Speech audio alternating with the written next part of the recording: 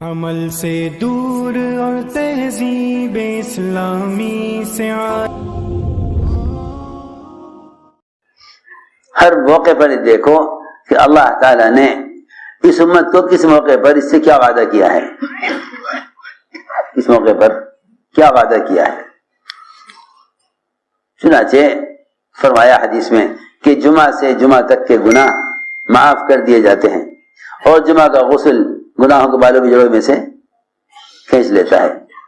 ایک طرف تو یہ فضائل، ایک طرف یہ فضائل، دوسری طرف اللہ کے راستے کی نقل حرکت کے فضائل۔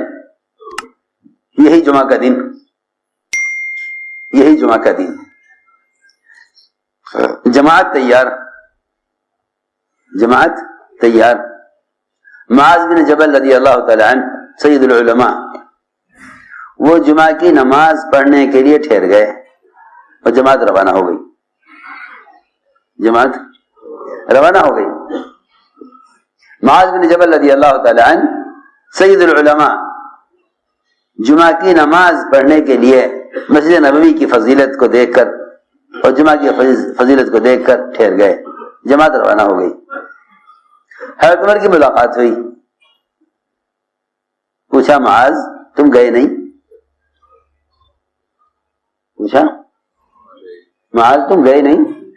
آج کا مومنین جمعہ کی نماز پڑھ کر چلا جاؤں گا، آدھے دن کی بات ہے، جماعت تو یہ گئی ہے اور میں جمعہ کی نماز پڑھ کر چلا جاؤں گا، مل جاؤں گا جماعت کے ساتھ جا کر۔ خلفاء راشدین کے زمانے تک اس امت کی نقل و حرکت کی وہ اہمیت اور فضیلت تھی جو فضیلت محمد صلی اللہ علیہ وسلم کے زمانے میں تھی۔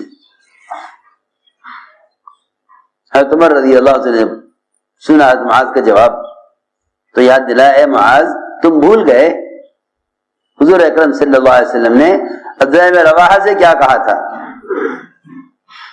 تم بھول گئے حضور اکرم صلی اللہ علیہ وسلم نے عبداللہ بن رواحہ سے کیا کہا تھا؟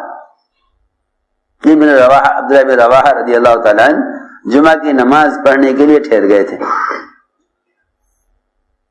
جماعت صبح روانہ ہو گئی اور یہ جمعہ کی نماز پڑھنے کے لیے ٹھہر گئے۔ حالانکہ اس جماعت میں ان کے علاوہ دو ذمہ دار اور بھی تھے، اس جماعت میں 3 امیر تھے، اس جماعت میں 3 امیر تھے، اور آپ نے فرمایا تھا تینوں سے کہ زید و جعفر اور عبداللہ بن رواحہ ان کا نمبر سب سے آخر میں تھا، ان کا نمبر سب سے آخر میں تھا۔ فرمایا کہ جب زید قتل ہو جائیں تو جعفر امیر رہیں، جعفر شہید ہو جائیں تو عبداللہ بن رواحہ امیر رہیں۔ انہیں یہ خیال ہوا کہ ابھی تو اس جماعت کے اندر 2 ذمہ دار ہیں،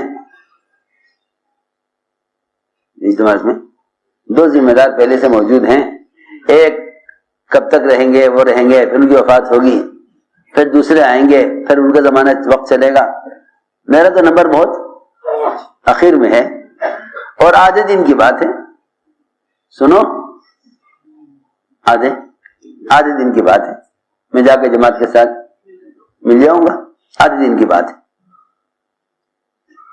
ان کی عمارت کا نمبر سب سے آخر میں تھا، ان کے امیر ہونے کا نمبر سب سے آخر میں تھا، لیکن اس خیال سے یہ ٹھہر گئے کہ ابھی تو جماعت میں 2 ذمہ دار ہیں، جماعت چلی رہی ہے، چلا رہے ہیں چلانے والے جو ذمہ دار بنائے گئے ہیں، ابھی تو اس میں 2 امیر ہیں، میرا جانا اتنا ضروری نہیں ہے سب کے ساتھ، میں بعد میں چلا جاؤں گا۔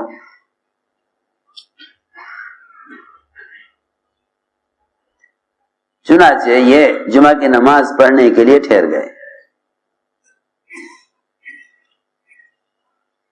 آپ کی نظر پڑی، فرمایا میرا واحد تم گئے نہیں؟ عرض کیا گیا رسول اللہ جمعہ کی نماز پڑھنے کے لیے، آپ کا خطبہ سننے کے لیے، آپ کی دعائیں لینے کے لیے، اور جبکہ جمعہ کی نماز مسجد نبوی کی نماز باقی نمازوں سے 1000 درجہ بڑھی ہوئی ہے، وہاں حدیث لکھی ہوئی ہے صلاۃ فی مسجد ھذا افضل من 1000 صلاۃ فیما سوا الا المسجد الحرام۔ یہ سارے فضائل میں نے دیکھ کر یہ خیال کیا کہ جمعہ پڑھ کر نکل جاؤں گا، جمعہ پڑھ کر نکل جاؤں گا۔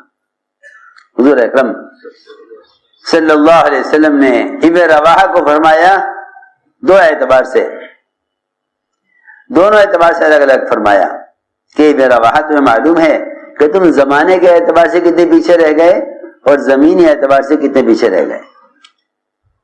جی ہاں، دونوں چیزیں ہیں الگ الگ، ایک مدت ایک مسافت. سنو، دونوں اعتبار سے، زمانے کے اعتبار سے اور جی زمینی اعتبار سے، زمانے کے اعتبار سے بھی زمینی اعتبار سے بھی. دونوں روایتیں ہیں، دونوں ہیں چیزیں ہیں روایت میں، زمانے کے اعتبار سے اور زمینی اعتبار سے، مدت کے اعتبار سے بھی مسافت کے اعتبار سے بھی. تمہاری جماعت کے درمیان کتنا فاصلہ ہو گیا؟ عرض کیا کہ کوئی زیادہ فاصلہ نہیں ہے، یہ صبح نکلے ہیں، میں دوپہر کو چلا جاؤں گا جمعہ پڑھ کر. فرمایا نہیں، آدھے دن کا فاصلہ نہیں ہوا، تمہاری جماعت کے درمیان اتنا فاصلہ ہو گیا کہ وہ تم سے 500 سال آگے نکل گئے، تم 500 سال پیچھے رہ گئے. فرمایا 500 سال تم سے آگے نکل گئے، تم 500 سال پیچھے رہ گئے. اور یہ فرمایا کہ زمینی اعتبار سے تمہاری جماعت کے درمیان اتنا فاصلہ ہو گیا جتنا مشرق مغرب کے درمیان فاصلہ ہے. اتنا مشرق مغرب کے درمیان. یہ اس کے بتانے کی کیا وجہ ہے؟ یہاں سوال اس کا نہیں ہے کہ جمعہ پڑھ کر جائیں جمعہ چھوڑ کر جائیں. سنو غور سے بات، یہاں یہ بحث ہے ہی نہیں کہ جمعہ چھوڑ کر جائیں یا جمعہ پڑھ کر جائیں. یہاں بتلانا یہ تھا کہ اللہ کے راستے کی خروج اور نقل و حرکت کی یہ اہمیت ہے کہ کسی بھی وجہ سے اللہ کے راستے کے نفر میں تاخیر نہیں کرنی چاہیے. تمہیں عمل کا جو اجر اللہ کے راستے میں نکلنے کی وجہ سے ملے گا، تمہیں پوری زندگی حجر اسود اور بیت اللہ کے دروازے کے درمیان کا حصہ، جس کو ملتزم کہتے ہیں، حجر اسود اور بیت اللہ کے دروازے کے درمیان کا حصہ جو اصل ملتزم کہلاتا ہے، اگر تم اپنی پوری زندگی یہاں عبادت میں گزار دو تو تمہیں اللہ کے راستے میں نکل کر عمل کرنے کے برابر، ایک دن کے برابر بھی کیا، آدھے دن کے برابر بھی، آدھے دن کا برابر صرف کہا کہ پوری زندگی بھی اگر تم یہاں لگا دو تو اللہ کے راستے میں آدھے دن نکل کر دعوت دے